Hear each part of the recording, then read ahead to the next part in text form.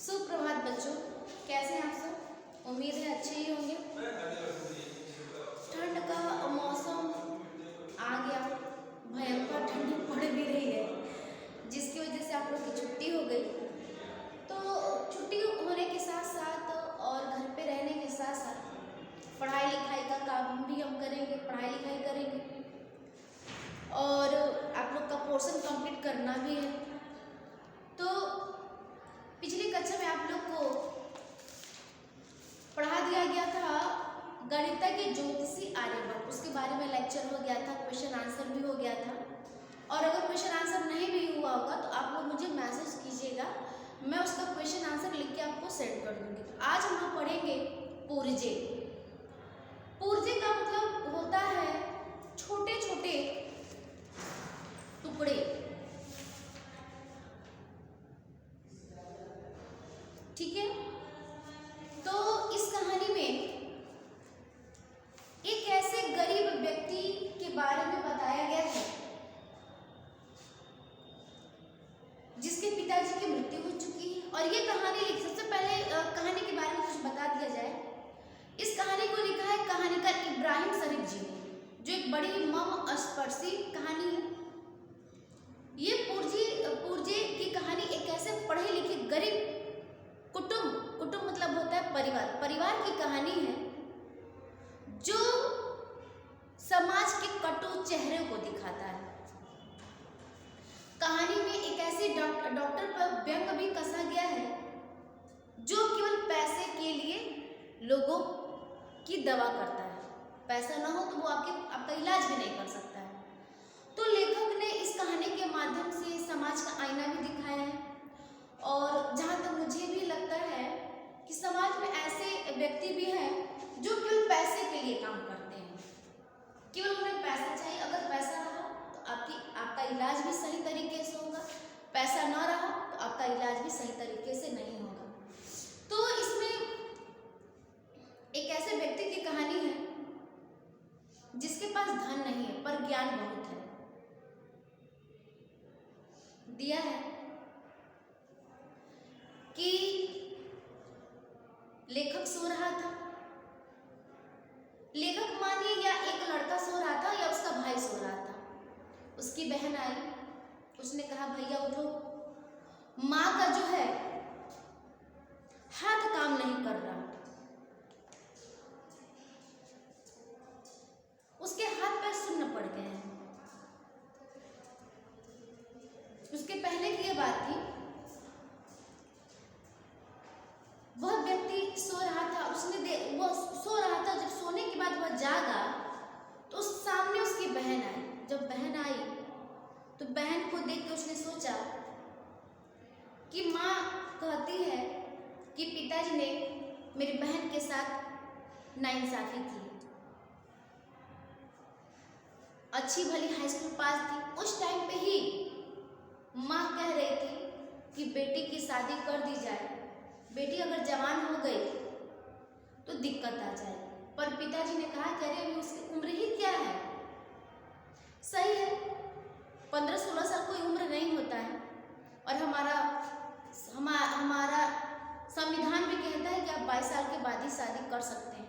तो लेखक सोच रहा था कि पिताजी तो चल बसे, पर अब यह बीए पास करके बैठी है और अभी तक इसकी शादी नहीं हुई।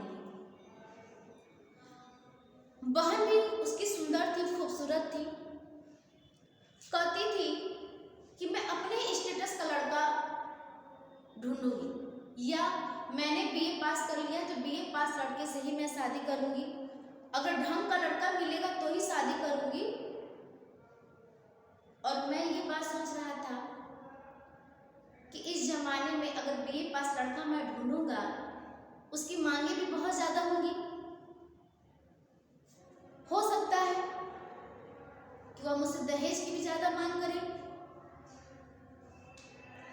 मैं जानता हूं कि बहन की जो डिग्री है और उसकी जिप और उसके शरीर में टकराहट हो रही है, क्योंकि उसकी उम्र हो गई है शादी करने के लिए। इसी को देखकर मेरी माँ की परेशानी और बेचैनी मुझसे देखी नहीं जाती।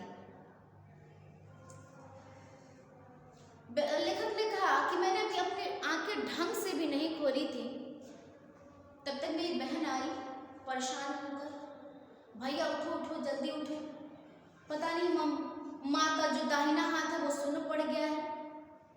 कहती है मेरा हाथ बिल्कुल काम ही नहीं कर रहा है। और घबराना मेरे लिए भी सहज था। शायद मुझे लगता है कि अगर आप अचानक से सोए हो और घर में अचानक आपसे कोई कहे कि घर में सांप आ गया या घर में किसी की मृत्यु हो गई, तो आपका घबराना स्वाभाविक ही है। बस बहुत सारे लोग इस स्थिति से गुजरे भी होंगे, मैं भी गुजरी हूँ, ऐसा नहीं कि मैं नहीं गुजरी, मैं भी गुजरी हूँ। इस कहानी को मैंने जब पढ़ा ना तो कुछ देर के लिए मेरे मन में बहुत सारी तकलीफें होने लगी। माँ बोली, भाई माँ के पास गया, माँ का हाथ देखा, माँ का एकदम चेहरा लटक गया था। बहन कहने लगी, अब क्या होगा भैया, जाओ डॉक्टर को बुला लाओ। मैंने कपड़ा पहना, डॉक्टर के पास जाने के बाद तो मैंने माँ से कहा कि डॉक्टर को फीस भी तो देनी होगी। माँ ने कहा रुपए तो नहीं है। तब बहन ने कहा, धीरे धीरे, वो भी बहन इतनी समझदार थी कि उसने अंग्रेजी में कहा कि भैया जो पिताजी के श्राद्ध करने के लिए पैसे रखे हुए हैं उन्हीं पैसों में से ले लो। पर माँ भी बड़ी समझदार, भले अंग्रेजी ना समझ पाई हो पर उसने श्राद्ध शब्द को सुन लिया। उसने कहा नहीं नहीं, ऐसा नहीं, ऐसा बिल्कुल नहीं होगा। अगर उनके श्राद्ध का पैसा खत्म हो गया तो उनका श्राद्ध हम कैसे करेंगे? अगर मैं मर के उनके पास गई तो मैं उनको क्या मुंह दिखाऊंगी? भाई भी, बेटा भी समझ गया कि माँ की भावनाओं को समझना ही पड़ेगा। बहन जो है गुस्से में दांत को किटकिटाने लगी। मैं चुपचाप दोनों को बारी बारी से देखता रहा। मेरे मन में ये था कि बहन की डिग्री, उसकी बढ़ती उम्र, माँ के ठंडे हाथ, पिताजी के श्राद्ध, ये सारी बातें मेरे दिमाग में गोल गोल घूमने लगी कि आखिर मैं ये काम करूँगा तो करूँगा कैसे। दोबारा बहन ने कहा कि भैया जाओ डॉक्टर को बुला लाओ।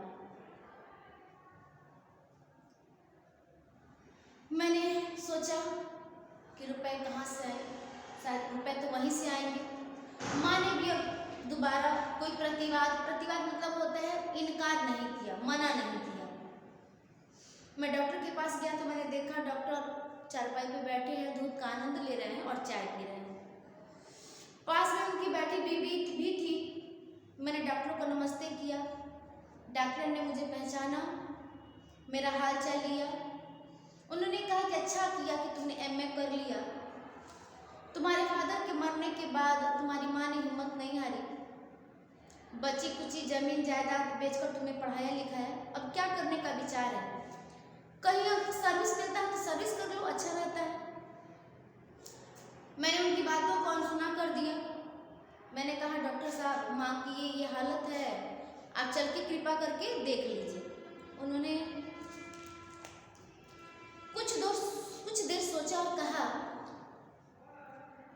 कि बेटा अगर मैं जाऊंगा तो लंबा चौड़ा तुम्हारा खर्चा हो जाएगा। जाओ माँ के हाथों पे थोड़ा कपूर मल देना, लहसुन को भी पीस के लगा देना, तुम्हारी माँ का हाथ ठीक हो जाएगा। मैंने भी साहित्य से एमए किया था और मैं भाषा की लोच को पकड़ सकता हूँ। और मुझे लगता है कि इतने तो हम समझदार हैं कि अगर कोई हमें व्यंग में कुछ कोई कह रहा है तो उन बातों को हम समझ लेंगे। मैंने उनकी बातों को समझ लिया। मैं 1-2 मिनट बैठा रहा और चुपचाप वहां से चल दिया। रास्ते में मैंने मन ही मन सोचा कि डॉक्टर की बीवी को लकवा क्यों नहीं मार गया। हाँ, ऐसा होता है कि जब कोई हमें किसी बात के लिए कोई मना कर देता है तो हम अचानक से कहते हैं, उसको कुछ उल्टा सीधा कहने लगते हैं। सेम लेखक ने भी यही किया। उसने कहा कि डॉक्टर की बीवी को भगवान पर लकवा मार दे। मैं घर आया, दोबारा माँ हाथ पकड़ के बैठी थी, बहन भी थोड़ी उदास थी। उसने कहा कि क्या आप डॉक्टर को नहीं लेकर आए? तो लेखक ने कहा कि डॉक्टर ने कहा कि लहसुन का फाया लगा दो। फाया मतलब होता है उसको काट के लगा दो और कपूर को पीस के मल दो, हाथ ठीक हो जाएगा। मैंने दोबारा कहा कि डॉक्टर आना नहीं चाहता था। तब वहां ने दोबारा प्रतिवाद किया। प्रतिवाद मतलब दोबारा उसकी बातों को काट कर कहा कि भैया देखते नहीं, रगों में खून जम गया है, अगर लहसुन के चक्कर में पड़ेंगे तो माँ की हाथ हमेशा के लिए बेकार हो जाएगी। मैंने कहा ना, श्राद्ध के रुपए रखे हैं, डॉक्टर को दे दिया जाएगा। माँ ने बहन की तरफ देखा, सिर्फ इतना ही कह पाई, कुसुम क्या तुम कर रही हो। मैं दोबारा डॉक्टर के पास गया। डॉक्टर अखबार में आंख गड़ा कर बैठे हुए थे। मुझे बड़ा बुरा लगा। कहा जाता है कि डॉक्टर तो भगवान का रूप होता है, पर ये कौन सा डॉक्टर है कि मरीज को आता देखकर यह अपना मुंह छिपा रहा है। शायद हो सकता है कि अगर यह मेरी माँ का इलाज कर दे, शायद मैं इसे इसकी तरह वाजिब पैसे ना दे पाऊँ, शायद वो इसलिए मुझसे कन्नी काट रहा हो। दोबारा उसने चिड़चिड़ा के कहा, अरे भाई तुम पढ़े लिखे हो, क्या तुम ही बताओ, क्या बीमारी मिनटों में दूर हो जाती है। अब मुझे बार बार अपनी बहन पे गुस्सा आ रहा था कि बार बार मुझे वह डॉक्टर के पास भेज रही है और डॉक्टर है जो सुनने का नाम ही नहीं ले रही है। मैं घर पहुंचा। मैंने देखा बहन रो रही थी। माँ ने कहा, मैंने माँ से पूछा कि माँ अब तुम्हारी हालत कैसी है। माँ ने कहा, अरे तू रो क्यों रहा है, होने दो, जो होता है होने दे। ज़्यादा से ज़्यादा यही ना होगा कि मैं तेरे पिताजी के पास चली जाऊंगी, वहीं चली जाऊँ, वहीं मैं ठीक हूँ। बहन दोबारा नाराज हो गई। दोबारा कहेगी, श्राद्ध का पैसा क्या होगा, श्राद्ध के पैसों से भी तो माँ का इलाज हो सकता है। दादा तुम कोई काम धाम करते हो नहीं और न मुझे करने देते हो, बताओ घर का खर्चा, माँ का इलाज कैसे होगा। मैंने दोबारा कहा, ठीक है। अब दोबारा मैं डॉक्टर के पास गया। मैंने कहा, डॉक्टर साहब घर चलिए और जितना ही आपके पास, आप जितना आपका फीस होगा मैं आपको फीस देने के लिए तैयार हूँ।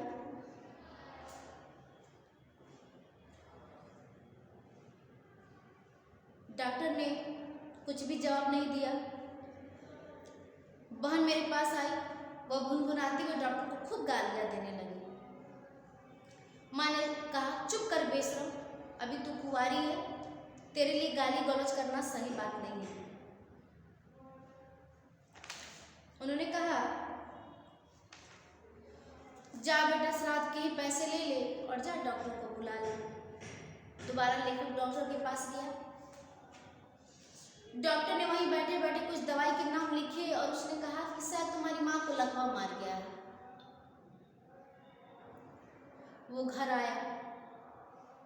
उसने अपनी बहन से कहा कि डॉक्टर ने ये दवाई दिया है और उसने कहा है कि माँ को शायद लकवा मार गया है। अब मेरी बहन फूट पड़ी तुरंत। उस बदतमीज को कैसे पता है कि वह लकवा है? क्या उसने कोई सपना देखा है? फिर उसने उस पुर्जे को नोच के फाड़ डाला जिसमें उसने दवा लिखा था और माँ की आंखें चारों तरफ देखने लगी। यहीं पे ये कहानी समाप्त हो जाती है और इस कहानी का भाव केवल यही है कि अगर हमारे पास पैसे नहीं हैं तो हमें कोई नहीं पूछेगा। यह संसार पैसे से ही चलता है। भले ही लेखक पढ़ा लिखा था, एमए पास था, पर उसके पास कोई काम धंधा नहीं था, न वो अपनी बहन को कोई काम करने देता था। इस वजह से आज उसके सामने ये सारी समस्याएं आई हैं और वो अपनी माँ का भी इलाज सही ढंग से नहीं करा पा रहा है। डॉक्टर ने भी कह दिया कि तुम्हारी माँ को लकवा मार दिया है और उसी से नाराज होकर उस जो पर्ची का जो टुकड़ा था, जो मैंने स्टार्टिंग में ही बताया, पुर्जे का मतलब होता है एक छोटा सा टुकड़ा, उस टुकड़े को लेखक की बहन ने फाड़ दिया और फाड़ के फेंक दिया और यहीं पे कहानी समाप्त हो जाती है। उम्मीद है कि आप लोग को कहानी समझ में आई होगी, और अगर आप लोग को कहानी नहीं समझ में आई होगी तो भी आप लोग मुझे बताइएगा यस या नो लिख के, और मैं प्रयास करूँगी कि अगर आप लोग को समझ में ना आई हो तो मैं एक बार और समझा दूँगी। आप लोग बुक भी पढ़ लीजिएगा, रीड करेंगे तो आप लोग को ऑलरेडी ये लेसन समझ में आ जाएगा। आज के लिए केवल इतना ही। नेक्स्ट वीडियो में हम क्वेश्चन आंसर के साथ मिलेंगे। धन्यवाद।